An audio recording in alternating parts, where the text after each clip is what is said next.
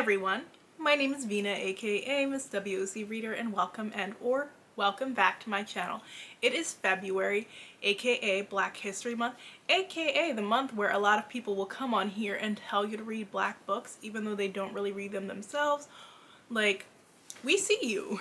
We see that you are reading over 100 books a year and maybe 10 of them are black if we're lucky. We see your monthly wrap-ups, we see your Goodreads page. So we know that, or at least people should know, that you're not that sincere about reading black books. But still, for some reason I feel like BookTube loves to gravitate towards the people who don't read black much and try and get all their recs from them. And I see too many of the same black books cycle again and again. So no, that book that a white creator told you about is not an undiscovered gem. You know where they got that book from? It was one of the Goodreads nominees last year. It was one of NPR's best books of the year. It was an Amazon editor pick at the time that it came out. So just because BookTube was not gravitating to that book at release time does not mean that it's just like a non-popular book that they've introduced you to. Everybody, like, for all these books, I can probably find a black reader who was telling you to read that at the time of release and you just ignore them because not enough people were talking about it. There's nothing wrong with hype books. We all read hype books to an extent, but publishing definitely likes to dictate, like, this is what you should read. And you'd think for a community where we have so many options and people are reading so many different things, we wouldn't constantly just gravitate to what publishing is telling us to read. So many books that I talk about, people are like, oh my gosh, I never heard of that book because no one else is talking about it. Or I do appreciate that people are like, you always give me books like I've never heard about, or that's like something different. I purposely go out of my way to try and find books that are different as well. Like, that's why I don't do a ton of recommendation lists, because when I do recommendations, I'm trying to a lot of times read more books in advance, just so like I can get a feel of certain stories that I like. That way I can recommend them to you guys, because I don't like looking at people's recommendations and it's the same black books over and over again. There's only so many times you can recommend people read Children of Blood and Bone. There's only so many times you can recommend Raybearer. There's only so many times that you can recommend A Song of Wraith and Ruin, Legendborn. These are all books that everybody already knows about. They're on all the lists all the time. We always see them. You've mentioned them multiple times. Like, let's branch out. Let's start talking about these other books on the side that aren't really getting any attention. That maybe have less than 10 reviews on Goodreads. Instead of waiting for somebody else to hype it up for you, you can pick it up yourself and see what it's about. I don't understand why that's a hard concept. Even if you don't like it, well, at least you attempted to read it, versus waiting until it finally gets popular, because it's not gonna get popular if you just keep on waiting. And because it's February, I see this conversation come up yet again. Black trauma versus black joy. So I was one of those people where I was just like, no, I don't want to read about black trauma. Like, it's just too much for me. And it wasn't until 2020 I had read Gilded by Elizabeth Acevedo. It's a short story in the A Phoenix First Must Burn trilogy. Not only did it get me to read her other books, but it really made me think, like, because I really wanted to read her because I heard everybody talking about The Poet X, and I figured, let me start with this short story to get a feel for her writing. And I love that, despite it being set on a plantation with two enslaved people.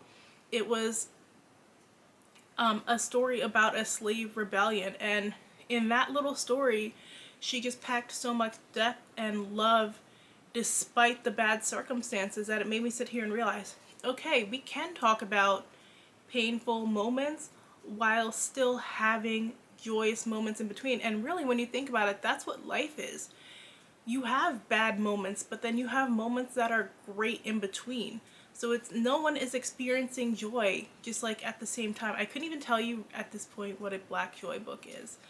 I actually did get asked recently to recommend some books about black joy for featuring black boys and men, and I really struggle to, because I'm like, that's not how I read. I don't go into a book like, this is Black joy versus Black trauma. Yes, there are some books that are definitely more traumatic than others, but think about genres like horror or fantasy. Like, how do you determine what is a Black joy book in that versus a Black trauma book? And also, I find that when it comes to fantasy, people don't really see the trauma as trauma, which is very interesting. That's something that I realized when I came into this community and everybody was hyping Children of Blood and Bone. That's a book I read. I bought it since like the month it came out because I was anticipating it, but then I didn't read it till like maybe the next year. And I was just like, this book, it's not amazing. Why is everybody saying it's like the best thing that they've ever read? Besides the fact that you have to remember that book came out at a time when everybody was looking for these African inspired stories. Black Panther literally came out the month before, and her publisher capitalized on that. They had her all over TV promoting this book. They had celebrities pretending to read this book and promoting it. So this book was like constantly in your face. She got advertising that I have still yet to see for another Black author. Huge push for this book. And then I read the book and I'm just like, it's an okay story. It's very much like Avatar. I can point out which characters are like Avatar, and I'm not even an Avatar stan. I've only watched Avatar like once. And okay, kudos to her for getting her bag, but then we took that book and placed it on this pedestal like, this is the Black book to which all Black fantasies compare.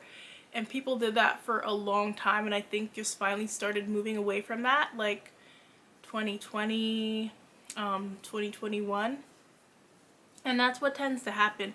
Publishers pick one token Black author to be the it Black author. They put one book at the forefront, and that's the book that they want everybody to go ahead and read and promote and talk about. And I'm in a lot of author circles, especially because I'm doing more writing now. I see even authors do it where they're like, everybody's raving about this like one book at a time versus even just like talking about other books, and they know what's coming out from other people. Like, why is this book worthy of more hype than anything else? Like, what makes this the standard for writing?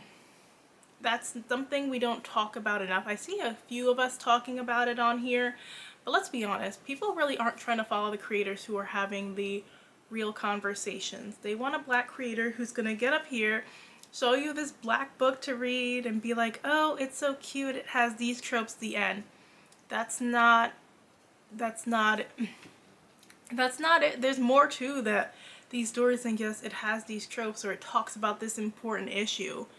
And if you are really interested in reading diversely, that is what you need to examine. You need to examine why we gravitate towards stories that mention certain topics, why we consider that more important than the other.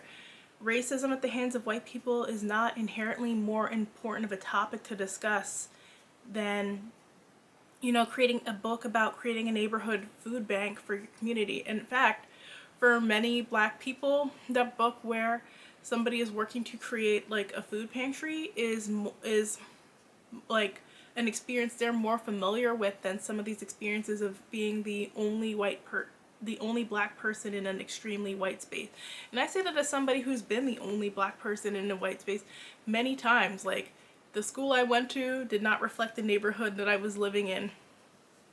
And it was interesting to navigate both those worlds, but it also kept me very grounded and balanced, which as an adult I can really appreciate now, because I'm just like, oh well, I was reading because of the neighborhood that I lived in, because of the books that like my library had on shelf. I was reading Black books back when they were like called the teen books, and we had the teen book section where when a lot of people were like, oh, we didn't have Black books then. We did. They weren't as widespread. They were more prevalent in communities where the readership was mostly Black and brown. And for some people, their library did have it. Like, if you live in New York, your library definitely had these books, but maybe you weren't checking for those books because that's not what mainstream is telling you to check for. You weren't thinking about these like to go out and look for these stories. You were looking for what was put in directly in front of you. It's actually like I actually had at the time in high school made an effort like to read some of these stories. Like when I was reading these books circa 2006 and stuff when I was little, it's because I wanted to read stories with people who look like me. And my library had them right, like when you go in, like at the front shelf, like on along this side, so they were all in the same section, so you could easily pick them out. And I was just trying to not always read the same white stories. So I think that when we're talking about Black History Month and we're talking about the Black books that we need to be reading, it's important to examine the content in these stories. It's not just that this book is an important book that talks about racism. It's also, we need to examine, does this character actually have a personality? Do they have hobbies? Do they have goals? Do they have hopes? Do they have dreams? Ask yourself if the book that you just read has any of that, or are they just experiencing one bad moment after another bad moment after another bad moment with no relief. So if you like this video, make sure and hit that like button. Thanks for watching, and I will talk to you guys soon. Bye!